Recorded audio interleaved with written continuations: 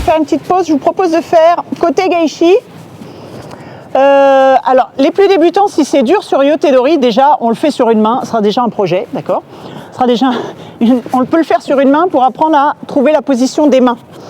Alors, vous pouvez le faire sur l'extérieur pour trouver d'attraper à l'envers, ok? Prolonger à l'envers, et si on devait faire l'immobilisation, elle serait debout, ok?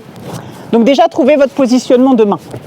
Katatedori, sur l'extérieur, il y a plein de manières de le faire, hein. Je vous le propose juste comme ça, tournez la main, commencez à désengager le pouce ici, prolonger, faire chuter, et s'il y avait une immobilisation, elle serait dans ce sens-là.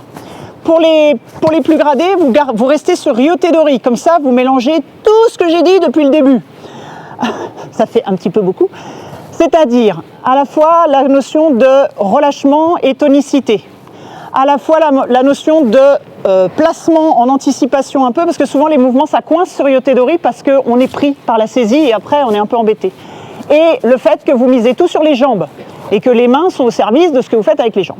Alors, fort de tout cela, vous faites Ryotedori. Si vous mettez de la tonicité dans les mains en même temps que vous préparez votre mouvement, bah, ça va coincer, d'accord? Donc, quand vous êtes là, si vous êtes en train de chercher votre positionnement de main et que vous êtes trop tonique, vous allez vous emmêler. Donc, quand vous donnez les mains, vous allez vous forcer quelque part à avoir les mains qui soient le plus relâchées possible.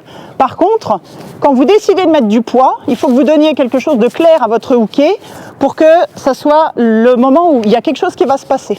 Alors, vous préparez votre mouvement, Tai Savaki, vous donnez les mains et quand vous descendez, vous donnez du poids, ok?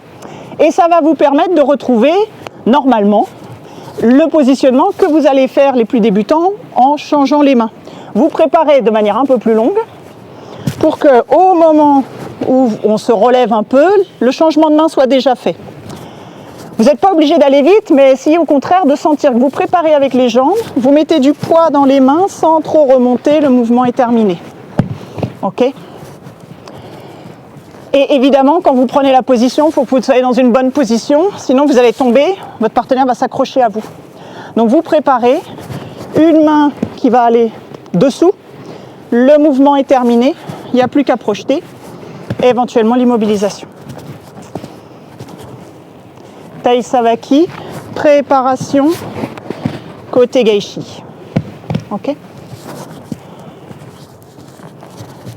Les mains lourdes au moment où vous avez décidé, d'accord ? Pas dans cette position-là. Changement, le mouvement, le changement pour l'immobilisation éventuellement. Préparation avec les jambes, le changement de main. Ping.